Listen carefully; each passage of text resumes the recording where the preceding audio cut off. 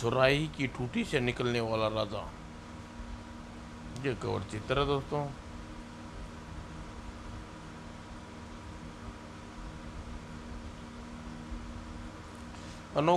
अनेकों वर्षों पहले की बात है।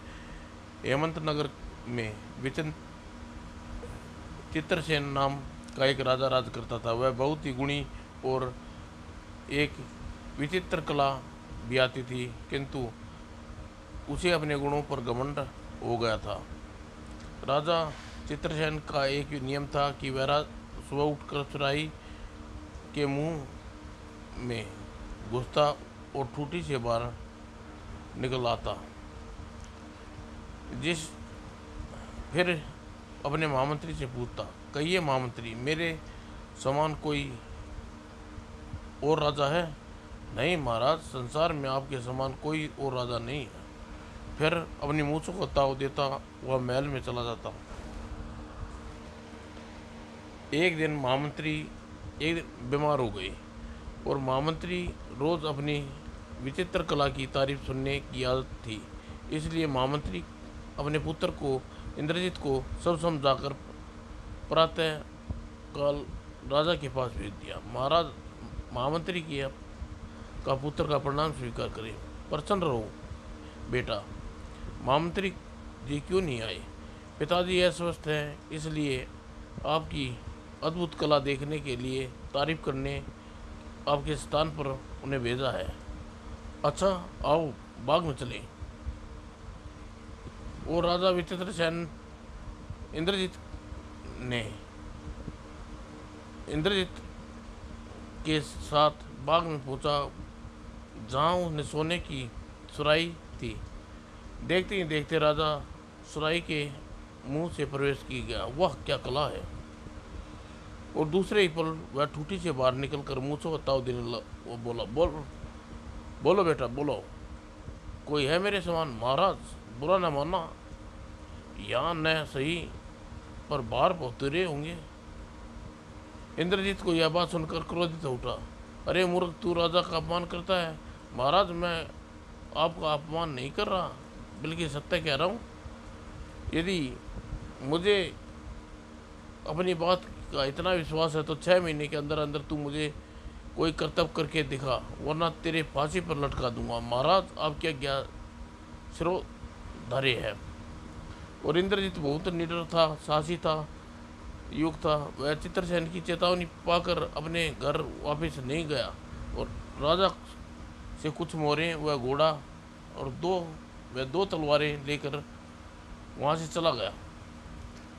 इंद्रजीत अनेकों गांव, शहरों, नदी नालों, पहाड़ों को पार करता हुआ भूख से व्याकुल एक गांव में पहुंचा।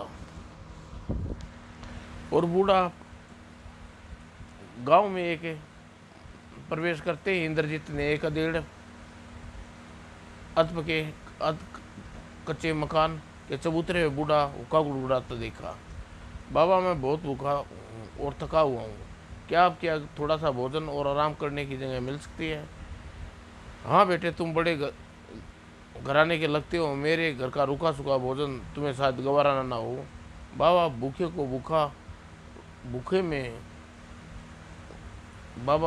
में रूखा सूखा भोजन भी पकवान लगता है।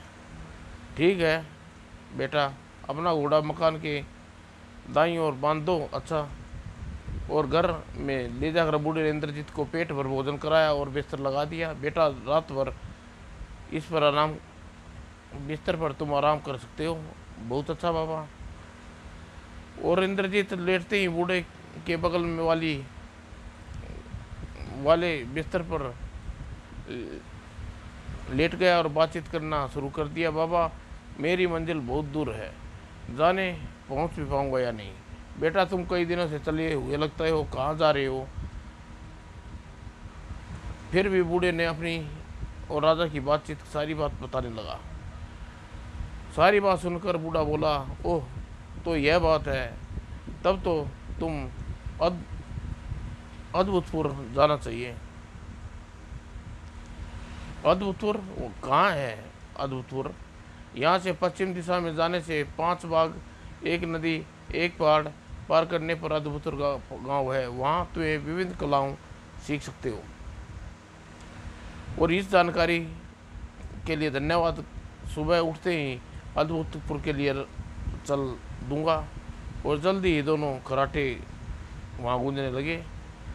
और दूसरे दिन, बेटा अद्भुतपुर गांव का रास्ता बहुत खतरनाक है, लेकिन घबराना मत।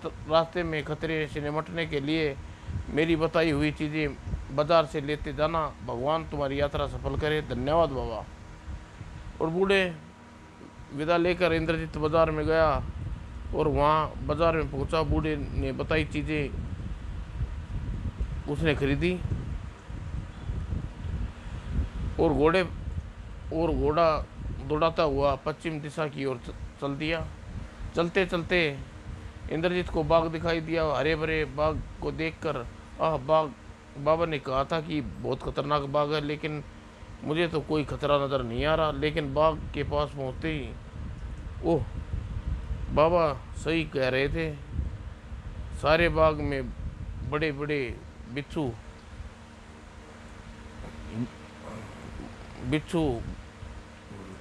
बिछे हैं, कहीं भी तिल रखने की जगह नहीं है। और बिच्छुओं के बीच घोड़े को निकल कर आसान काम नहीं है। अतः साफ सुथरे रास्ते की खोज में इंद्रजीत बाग के चारों ओर चक्कर काटने लगा, लेकिन उसकी निराशा हाथ लगी। आखिर वह बाग को किस तरह पार करूं? ओह, अब याद आया, बाबा ने मुझे रबड़ के थैले खरीदने के लिए क्यों कहा था। यदि घोड़े के पैरों पर उन्हें रबड़ के थैले बांध दो तो बिच्छुओं को आसानी से बचाया जा सकता है। और इंद्रजीत ने घोड़े के पैरों पर रबड़ के थैले बांध दिए और बाग में घोड़े को दौड़ाता लगाया। चलो, इस खतरे से तो पीछा छूटा। आगे कुछ चलने बाद चंदन का बाग दिखाई दिया, जिसमें हजारों सांप घूम रहे थे। सांपों का बाग पार करने के लिए इंद्रजीत ने बंदी दूध की मसाले में छेद कर दिया और मसाके से दूध गिरने लगा। और आगे चमगादड़ भरा बाग था। इंद्रजीत ने लगाम दांतों में दबाए हुए हाथों में तलवारें बाग पार किया। और चमगादड़ों के बाग से निकलकर इंद्रजीत दोनों तलवारें म्याने में रखी। चल मेरे प्यारे साथी, बस 2 बाग और पार करने हैं, बाद में तुम्हें आराम कराऊंगा। और थोड़ी दूर चलने पर चौथा बाग दिखाई दिया, जिसमें बाग में पहुंचा। मंडराती शहद की मधुमक्खियां देखकर कोई हैरानी नहीं हुई। घोड़े पर बंधे थैले में से 2 कंबल निकाले और एक कंबल घोड़े को उड़ाया, दूसरा स्वयं उड़ा और उसके बाद मुंह में लगाम ली और हाथों में मसाले जलाकर लकड़ियां में आग लगा दी और मधुमक्खी के बाग को पार करने लगा। आखिरी पश्चिम बाग में पहुंच गया। अरे, यहाँ तो कोई खतरनाक चीज़ नहीं है, सारे वृक्षों से लदे भूख लगी है, कुछ फल खा लूँ। लेकिन जैसे ही इंद्रजीत ने फल तोड़ने के लिए हाथ बढ़ाया, एक आवाज़ सुनाई दी, ठहरो, इस बाग का मालिक हूँ, मेरी मर्जी के बिना तुम फल नहीं तोड़ सकते। किंतु तुम कहीं दिखाई नहीं दे रहे। इंद्रजीत ने फल तोड़ने के लिए पुनः हाथ उठाया। ठहरो, तुम फल खाना चाहते हो तो मेरे लिए काम करो, लेकिन तुम मेरे सामने आओ। अगले ही पल एक भयानक सा बूढ़ा इंद्रजीत के सामने आया, आ खड़ा हुआ। ठीक है, आओ मेरे पीछे बैठो। मैं बीमार और कमज़ोर हूँ, मुझे बाग पार करवा दो, फिर चाहे जितने फल खा लेना। बूढ़े ने घोड़े पर बैठ गया। इंद्रजीत ने घोड़े को ऐड लगाई, पूरा बाग पार करवा दो बेटा। बाबा, कहाँ उतरोगे? और अभी आधा रास्ता तय नहीं किया पाया था, इंद्रजीत की गर्दन पर दाहिनी ओर चुभन महसूस की। बूढ़े के मुंह की बूढ़े के मुंह मेरी गर्दन पर सटा हुआ है, कहीं यह आदमखोर तो नहीं। और जैसे ही बूढ़े ने दांत का दबाव इंद्रजीत की गर्दन पर बढ़ा, इंद्रजीत ने झट से बूढ़े को जमीन पर पटका और स्वयं नीचे कूद कर म्यान से तलवार खींच ली। मैं 2 दिन से भूखा हूँ, तेरा खून पी कर रहूँगा, अब तुम किसी का खून नहीं पी सकोगे। और अगले ही पल इंद्रजीत ने बूढ़े की गर्दन सिर से अलग कर दी। और फिर इंद्रजीत तलवार म्यान में रखी घोड़े पर बैठा आगे चल पड़ा। आगे का रास्ता आराम से बीत गया और बाग से निकलने के बाद दूसरी बस्ती दिखाई दी। आज इधर ही आराम करूंगा। बस्ती पर पहुंचने पर गांव वालों ने उसे घेर लिया और उसके गांव के मुखिया के घर ले चलने का आग्रह किया। गांव वाले इंद्रजीत को लेकर मुखिया के घर के पास पहुंचे। मुखिया इंद्रजीत का निरीक्षण करके वाले अंदाज में नीचे से ऊपर तक देखा, फिर बोला, इसने अच्छा भोजन करवा, आरामदेह बिस्तर दो जी। और अच्छे भोजन के बाद आरामदेह बिस्तर मिल गया। इंद्रजीत ने सोचा, अच्छा हुआ, अब मेरी थकान मिट जाएगी। और तभी मुखिया की लड़की दूध का गिलास लेकर पास पहुंची। तुम तो राजा बाबू दिखाई पड़ते हो और बहुत भोले भी लगते हो, आखिर कहना क्या चाहती हो? तुम्हारी जान खतरे में है, सुबह होने से पहले यहाँ से निकल जाओ। पूर्णमासी के दिन बस्ती में कोई आ जाता है तो उसकी बलि दी जाती है, वो यह बात है। रात को दरवाज़ा खोल दूंगी और तुम चले जाना। बलि देने के प्रथा से मुझे घृणा है। ठीक है, मैं ऐसा ही करूँगा। और रात को लड़की ने इंद्रजीत के कमरे में दरवाज़ा खोल दिया। जाओ भैया, रास्ता साफ है, भगवान तुम्हें हजारों वर्ष जिवाए। बहन, तुम्हारा यह एहसान कभी नहीं भूलूंगा। और मुखिया के घर से निकलकर इंद्रजीत बस्ती से बाहर जाने वाले मार्ग पर चल पड़ा। जब तक दिन निकला, इंद्रजीत मायापुरी की नदी के किनारे पहुंचा। यहाँ पानी कम है, वहाँ नदी पार करनी चाहिए। और नदी पार करने के बाद इंद्रजीत पहाड़ों पर चढ़ाई करने लगा और ऊंचे ऊंचे पहाड़ी रास्ते पर पार करने के बाद इंद्रजीत तलैटी में पहुंचा। खेत शुरू हो गए और इसके आगे अचानक ही बस्ती होगी। और इंद्रजीत अभी ने 2 ही खेत पार किए थे, उसका आश्चर्य से मुंह खुला रह गया। अरे, यह थाली और लोटा हवा में कैसे चल रहे हैं? यह थाली और लोटा लड़की का लगता है, मुझे इससे बात करनी चाहिए। इंद्रजीत लड़की के पास पहुंचा, उसका नाम सोना था। यह थाली और लोटा तुम्हारा है? हाँ, बापू को खाना देने जा रही हूँ। क्या तुम? अरे, साथ चल सकता हूँ, आओ। और इंद्रजीत लड़की के पीछे पीछे चल दिया और सोना के साथ खेत पर पहुंचकर इंद्रजीत ने एक बार आश्चर्य में पड़ गया। अरे, यह तो एक और तमाशा। बापू सोना खेत में बापू के पास पहुंचकर बोली, बापू खाना खा लो। अभी खाता हूँ बेटी। और फिर जैसे ही उसने इंद्रजीत पर पड़ी, बेटी यह तुम्हारे साथ कौन है? बापू ये हवा में चलती हुई थाली और लोटा देखकर आश्चर्य में हुआ और इन्होंने मुझसे साथ चलने की प्रार्थना की। मैंने इन्हें अपने साथ ले आई। बेटा, तुम्हारा नाम क्या है और कहाँ से आए हो? बैठो, तुम भी खाना खाओ। मेरा नाम इंद्रजीत है, मैं हेमंत नगर से आया हूँ। इंद्र ने बैठते ही थाली और लोटा उड़कर उसके पास आ पहुँचे।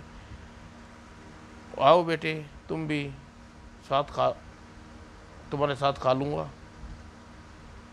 और जब उन्होंने खाना शुरू किया, एक तमाशा शुरू हो गया। कुछ देर थाली किसान के आगे हवा में रुकती और कुछ देर इंद्रजीत के आगे। और थाली खाली होते ही हवा में लटका लोटा तिरछा होकर हो गया।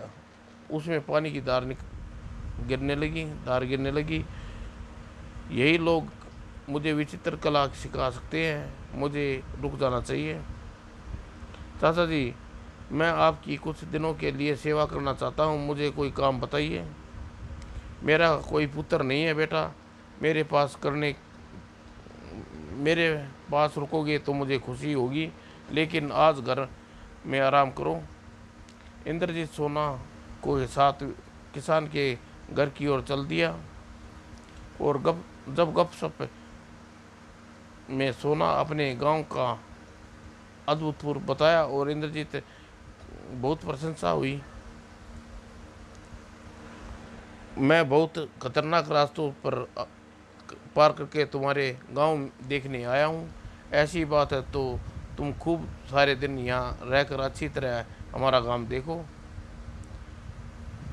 और इंद्रजीत ने सोना के घर रहते कई दिन बीत गए। एक दिन सोना ने अजीब अजीब तमाशे देख रहा था। सोना रोटी बनाती और चकले से रोटी स्वयं तवे पर पहुंच जाती और सिकी हुई रोटी कटोरेदान में चली जाती और बर्तन धोती तो धुले हुए बर्तन उठकर अलमारी में लगने लगते। और सोना जब कुएं से पानी भरने चली तो बाल्टी सोना के आगे आगे चलने लगी।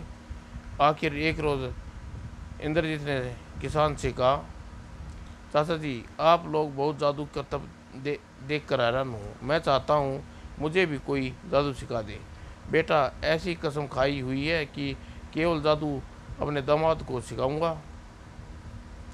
इंद्रजीत सोच में पड़ गया, अगर करतब नहीं सीख पाया तो राजा मुझे फांसी चढ़ा देगा और किसान बिना दामाद बनाए करतब सिखाएगा नहीं। और इंद्रजीत ने सोचा मैं डूबा देख किसान ने कहा, सोना मेरी इकलौती बेटी है, बिन माँ की होने के से बहुत लाडली भी बहुत है। तुमसे शादी करके तुम हमेशा खुशी रहोगे, ज़रा सोच लो। चाचा जी, सोना किससे शादी करने के लिए तैयार हूँ। और कुछ दिन बाद सोना इंद्रजीत से शादी बड़ी धूमधाम से हो गई। इंद्रजीत को दामाद बनाकर किसान खुश हुआ। कैसा सुंदर दामाद मिला। और धीरे धीरे सारे कर्तव्य इंद्रजीत को सिखा दिए। एक रोज़, चाचा जी, मैं सोना को लेकर अपने घर जाना चाहता हूँ। अवश्य चाचा जी, अवश्य बेटा, लेकिन अभी सोना यहाँ लिवा कभी कभी सोना को यहाँ लिवा लाया करना। और फिर इंद्रजीत ने चलने की तैयारी करने लगा। सोना उसे बताया, बापू यहाँ से जाने से पहले कुछ मांगने को कहेंगे, तब तुम घर से सामने नीम के पेड़ के कच्चे सूत की चरखी मांग लेना। अच्छा। और इंद्रजीत और सोना जाने की तैयार हो गए और किसान ने कुछ मांगने के लिए कहा। इंद्रजीत ने नीम के पेड़ और कच्ची सूत की चरखी मांग ली। तुमने मेरे प्राण से भी प्रिय चीज़ मांग ली है। खैर, तुम मेरा सब कुछ तो लिए जा रहे हो, फिर ये दोनों चीज़ भी तुम्हें दे देता हूँ। धन्यवाद चाचा जी। और चलने से पहले एक ताबीज़ अपने और इंद्रजीत को पहनाया और कहा, यह ताबीज़ तुम्हारी हर संकट से सहायता करेगा बेटा। और किसान ने सजल नेत्रों से विदा दी। भगवान मेरे बच्चों को सुखी रखना। और इंद्रजीत हेमंत नगर में वापस पहुंचा। नगरवासियों ने आश्चर्यचकित हो गए। कमाल है, इतना बड़ा पेड़ हवा में चल रहा है। लगता है महामंत्री जी का बेटा जादू सीख कर आया है। और महामंत्री जी पूरा परिवार एकातर वह बिना बताए इंद्रजीत के चले जाने से जाने बड़े दुखी थे। लेकिन एक सुंदर दुल्हन के साथ इंद्रजीत को लौटा देख सब खुशी से खिल उठे। हे प्रभु, तेरा लाख लाख शुक्र है, मेरा बेटा लौट आया। ओ मेरा भैया, आहा, मेरा लाडला लौट आया। और इंद्रजीत की माँ बहू से आशीर्वाद दिया, सदा सुहागिन रहो बेटा, दूधो नाव पूतो फलो। भाभी कितनी सुंदर है और अच्छी है। धीरे धीरे सारे नगर में इंद्रजीत के विचित्र कर्तव्यों की चर्चा होने लगी। इंद्रजीत तो राजा से भी आगे निकल गया और इंद्रजीत की बातें राजा चंद्रसेन के कानों में भी पड़ी। कल का 6 महीने पूरा हो जाएंगे, इंद्रजीत को बुलाना चाहिए।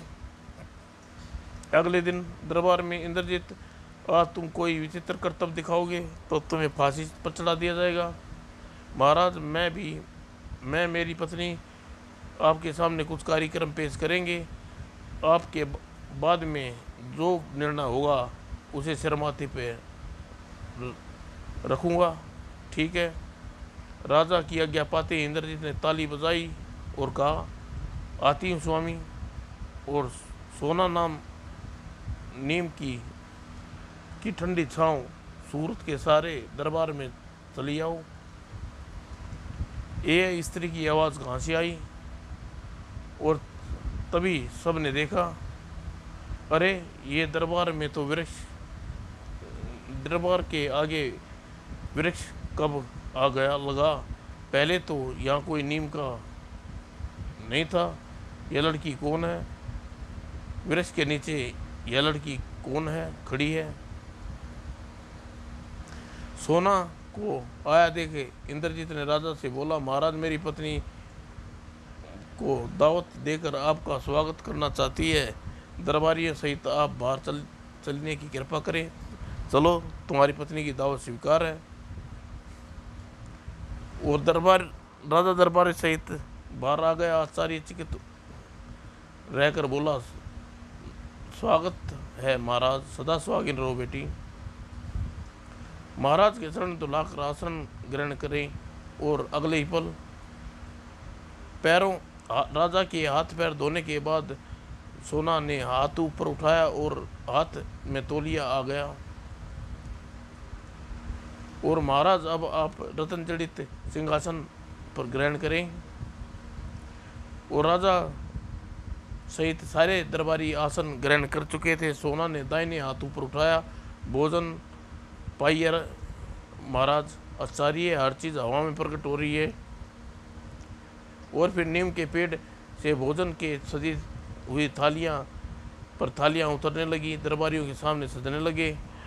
और पत्नी इतने कर्तव्य दिखा रही थी तो इंद्रजीत बहुत कुछ सीख कर आया होगा। तभी राजा दरबारियों के भोजन करते हुए कुछ ही समय बीता था। चारों ओर काली घटाएं और चीले मंडराने लगी। महाराज अनिष्ट की आकांक्षा जान पड़ती है। यह कैसा संकट है? अचानक बादल, मौसम तो सुहाना था। तभी आसमान से घोड़ों के दौड़ने की, रथों के भागने की आवाज़ आने लगी। महाराज, ऊपर गड़बड़ नजर आ रही है। शायद देवता और राक्षस में युद्ध चल रहा है। ओह, अब क्या होगा? महाराज, घमासान युद्ध छिड़ गया है। आसमान में आती आवाज़ें सुनिए, ढिशूं ढिशूं, मार दूंगा, काट दूंगा, ढिशूं ढिशूं। शांति की संभावना कम हो रही है। मैं जो फैसला करने जा रहा हूँ, बस देखते रहिए महाराज। तुम ऊपर जाओगे। इंद्रजीत ने कच्चे सूत की चरखी खुले आसमान में अपनी पत्नी के हाथ में पकड़ा कर चरखी आसमान में उछाल दी। सोना, तुम इस सूत के सिरा मजबूती से पकड़ना रहना। मैं देवता और राक्षसों का फैसला करवा के आता हूँ। ठीक है स्वामी। और इंद्रजीत ने अगले ही पल कच्चे सूत पर चढ़कर आसमान की ओर जाने लगा। यह कैसा आश्चर्यजनक सत्य है, कमाल है। और कुछ ही पलों में इंद्रजीत की आंखों से ओझल हो गया। ये ईश्वर, रक्षा करना मेरे सुहाग की। और तभी आसमान में भयानक आवाज़ें आने लगी, मारो मारो राक्षसों को, राजा होगा, खूनी की नदियाँ बहा दो। और इसके साथ ही ऊपर हाथ कटे, सिर कटे, कट कट कर नीचे गिरने लगे। हे भगवान, यह क्या? इतना भयंकर युद्ध आज तक नहीं देखा। इतने सारे लोग मर खप गए। और तभी चीख पड़ी, महाराज, मेरे पति की आत्मा कट कर गिरी है। और अरे यह देखो, इंद्रजीत का सिर, अरे मेरे पति का सिर भी कट कर गिर पड़ा। महाराज, मैं पतिव्रता स्त्री का धर्म है अपने पति को सती हो जाऊं, कृपया आप मेरे सती होने का इंतजाम करवा दो। बेटी, मैं अभी चंदन की लकड़ियाँ मंगाता हूँ। इंद्रजीत की मृत्यु पर राजा विचित्र सेन उदास हो गई। और फिर, बेटी, चिता तैयार हो गई है, लेकिन तू सती न हो। मैं तुझे अपनी बेटी के तत्व में हमेशा रखूँगा। नहीं महाराज, मेरे स्वामी स्वर्ग में मेरा इंतजार कर रहे हैं। और सोना ने सूत के सिरे को नीम की डाल से बांधकर अब इंद्रजीत की चिता को उठा कर आगे बढ़ गई। और छोटी सी उम्र में इतना साहस! ओह ओह, मेरे कारण ही ऐसी मासूम कन्या को सती होना पड़ा। और उधर चिता की ठंडी हो रही थी। राजा और दरबारी उदास मन से वापस जाने को मुड़े, तभी कदमों ठंडक गई। अरे अरे, ये तो अनर्थ हो गया। इंद्र तो जीवित है और सोना सती हो गई। वह सिर किसका था? महाराज की जय हो, फैसला हो गया। देवता विधि रहे राक्षस हार कर लौट गए। इंद्रजीत राजा के सामने आ खड़ा हुआ। यह अपनी पत्नी के बारे में पूछेगा तो क्या जवाब दूंगा? और विचित्र सेन ने सोचा मैं डूबा देख, महाराज मुझे जाने की आज्ञा दीजिए। मेरी पत्नी कहाँ है? वह तो सती हो गई। तुम समय से पहले हम तुम्हारे हाथ पर और सिर कटकर जमीन पर गिरे। सोना उसी के साथ सती हो गई। ओह, अगर मेरे हाथ पैर और सिर कटकर गिर गए थे तो मैं भला कैसे खड़ा हूँ? अवश्य ही आपको धोखा हुआ है।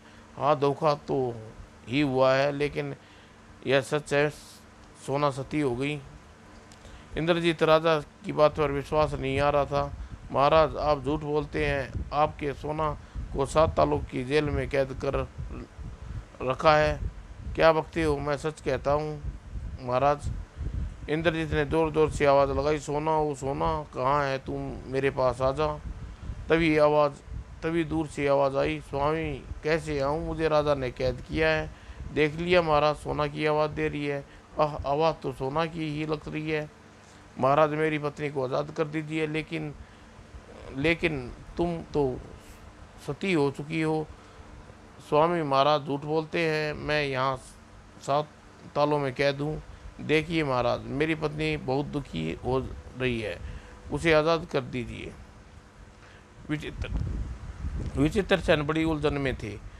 सोना उन्हीं के सामने सती हुई थी। अतः सोचकर बोले, इंद्र, तुम्हें शक है तो मैं तुम्हारी पत्नी को 7 तालों में बंद कर रखा है, तो चलो मेरे साथ, मैं तुम्हें 7 तालों वाली जेल दिखाता हूँ।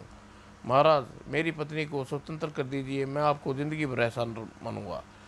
और इंद्रजीत राजा को दरबारियों के साथ 7 तालों वाली जेल में जा पहुंचा। पहरेदार, ताला खोल दो। जो गया महाराज। और इस प्रयास के बाद पहरेदार ने पहला ताला खोल दिया। ताला नहीं खुल रहा। ऐसा कैसे हो सकता है?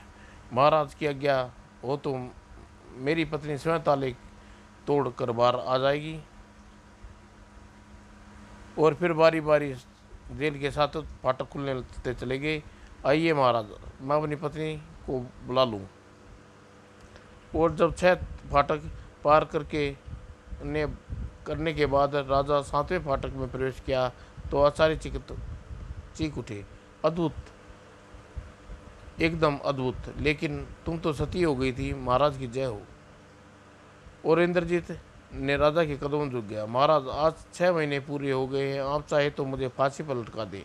बेटे, तुमने अपनी बात की सत्यता को पूर्ण कर दिया। मैंने इतने आश्चर्यजनक कर्तव्य आज तक नहीं देखे थे।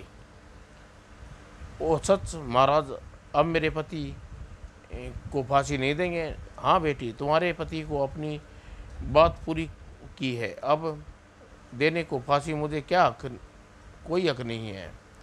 और राजा प्रसन्न देखकर इंद्रजीत बोला, महाराज, अब हमें घर जाने की इजाज़त दीजिए।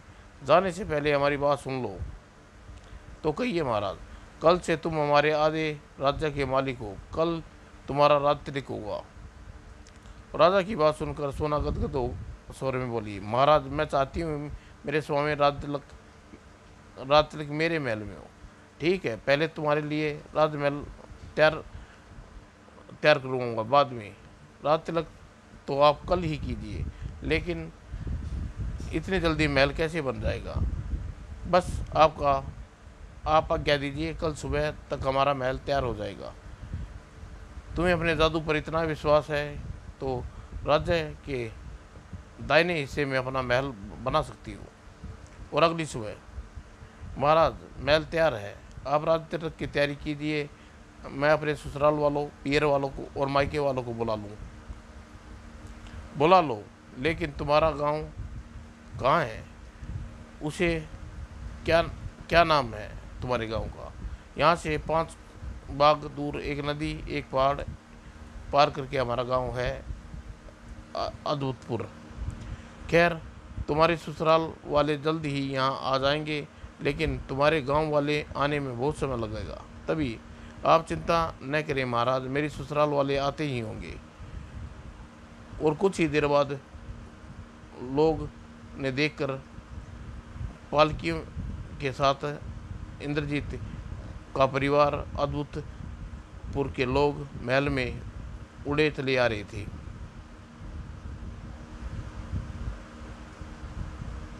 और फिर इंद्रजीत का राज तिलक चित्रसेन ने बड़ी धूमधाम से किया।